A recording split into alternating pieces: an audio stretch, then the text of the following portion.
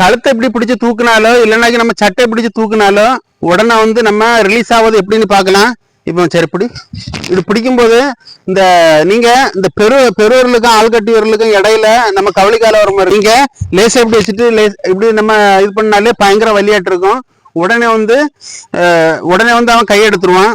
அப்படி இல்லை அப்படின்னாக்கி பாத்துருங்க, இந்த மூட்டுக்கும் மேலும் வரமா இருக்கு, கீழே ஒரு வரமா இருக்கு. அப்போ நீங்க இதுல வந்து லேசா இப்படி டச் பண்ணா போதும், கடுமையான வலியா இருக்கும்.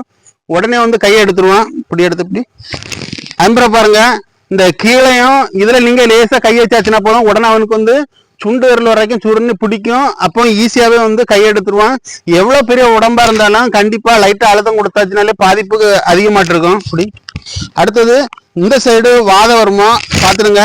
இதுல லேசா இப்படி அழுத்தம் கொடுத்தாச்சுன்னா போதும், உடனே வந்து அவனுக்கு கை வந்து நல்ல தரிப்பா இருக்கும். உடனே வந்து கை எடுத்துருவான்.